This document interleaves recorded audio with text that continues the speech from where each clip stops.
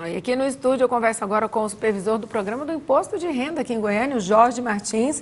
E se você tem dúvidas sobre o Imposto de Renda, manda pra gente a sua pergunta. O nosso WhatsApp é o 99631-1006. Boa tarde, bem-vindo, Jorge. Boa tarde, é um prazer.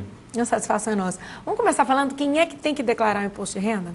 Bom, estou obrigado a declarar imposto de renda a pessoa física residente no Brasil que no ano passado se enquadrou em pelo menos uma das seguintes situações. Recebeu rendimentos tributáveis superiores a R$ 28.560, recebeu rendimentos isentos ou tributados exclusivamente na fonte superiores a R$ 40 mil, tem um patrimônio acima de R$ 300 mil, se ele vendeu algum bem ou direito sujeito a pagamento de imposto sobre ganho de capital, ou então se ele aplicou no mercado de renda variável, de ações, e vendeu ações no ano passado, mesmo com prejuízo, ele também está obrigado a declarar. Tem novidades na declaração do Imposto de Renda esse ano? Nós não tivemos grandes alterações na legislação, mas tivemos algumas, principalmente de programa, né? Uma das alterações que nós tivemos foi a redução da idade que obriga a pessoa a ter CPF, o menor a ter CPF, para que seja incluído como dependente na declaração. Então, ano passado era 12, baixou para 8 anos, ou seja, quem tem um filho que vai declarar como dependente, se ele completou 8 anos até 31 de dezembro do ano passado, obrigatoriamente ele tem que ter CPF para ser incluído na declaração. E também há um detalhamento maior agora da declaração de bens, principalmente na parte de veículos, tem que incluir o Renavan, de imóveis, tem que colocar o endereço, data de aquisição, registro no cartório, e também as aplicações financeiras, os dados financeiros, bancários, tem que também colocar o CNPJ da instituição financeira. O que é possível deduzir na declaração? Bom, a dedução possível seria despesas médicas, né, como profissionais da área de saúde, que é médico, dentista, psicólogo, fisioterapeuta, terapeuta ocupacional, fonoaudiólogo.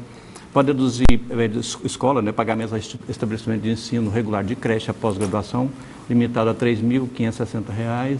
Pode deduzir previdência oficial e privada. A previdência privada tem um limite de 12% dos rendimentos tributáveis. Pensão alimentícia, desde que seja instituída ou homologada através de sentença judicial, também pode ser deduzido no imposto de renda. O que acontece se a pessoa atrasar aí para declarar, ou então em caso de sonegação? Bom, se a pessoa não entregar a declaração dentro do prazo, que é dia 30 de abril, ele está sujeito a uma multa de 1% ao mês, calculada sobre o imposto de renda devido, sendo que a multa mínima é de R$ 165,74. No caso de sonegação, se a declaração decair em malha, em sonegação, além da diferença do imposto que ele tem que pagar, ele pagaria então uma multa de 75%, mais o juros da taxa Selic de abril de 2000, da data da declaração até o pagamento. E no caso da pessoa que cai na malha fina, o que ela tem que fazer? Bom, quando a pessoa cai na malha fina, se for questão dela regularizar, se for questão de omissão de rendimento, ou ela declarou um imposto retido indevidamente, ela tem que retificar a declaração antes de ser intimado ou notificado pela Receita.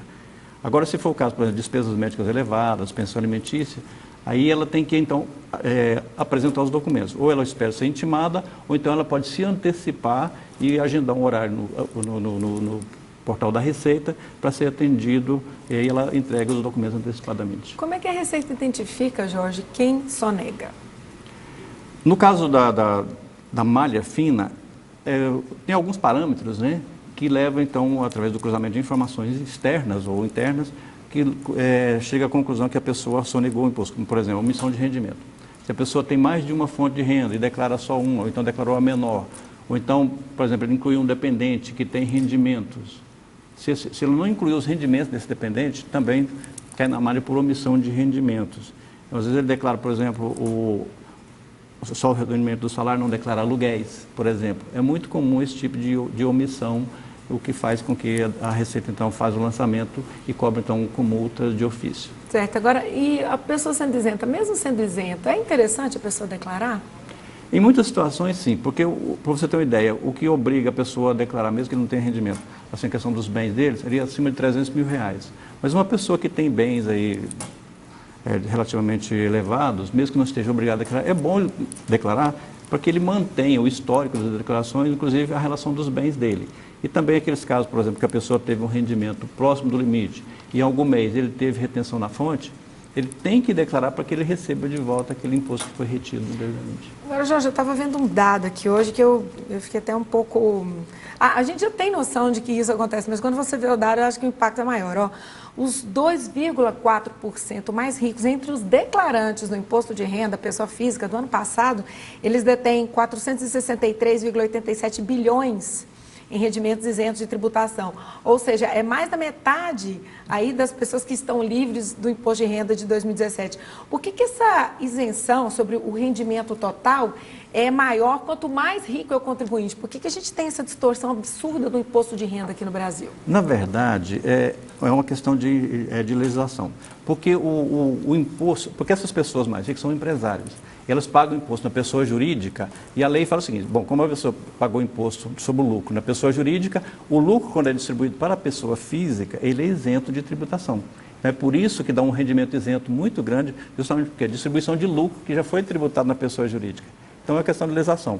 Alguns países tributam também a distribuição de lucro. O Brasil atualmente não tributa. Por isso que dá esse volume grande de rendimentos isentos para os grandes empresários. E esse ano o contribuinte vai pagar mais imposto de renda? A tendência como não houve ajuste na tabela, então a tendência é que acaba pagando mais imposto. O governo não reajustou, né? Eu tenho 2 anos que não reajusta a tabela, né? Então com isso a tendência é quando aumenta a renda nominal da pessoa, como a tabela progressiva, então a tendência é que a pessoa pague mais imposto. E a gente é sempre prejudicado com esse tipo de situação, né, Jorge? É difícil mesmo. Agora, olha só, como é que estão os números da declaração até agora? Começou no dia 1º? Começou no dia 1º. Dia 1º, já tem uma parcial aí para passar para a gente? No Brasil já foram entregues 1.350.000 declarações e em Goiás atingimos a marca de 60 mil goianos já entregaram a declaração. Isso corresponde a em torno de 7% do total esperado. Está dentro da média normal? Está dentro da média. Em Goiás está até um pouquinho melhor do que a média nacional. Tá certo, coisa boa. Jorge Martins, que é o supervisor do programa do Imposto de Renda aqui em Goiás, muito obrigado pela sua participação, por tirar as nossas dúvidas com relação a essa declaração. É sempre um prazer estar aqui com vocês. Obrigada, boa tarde. Boa tarde.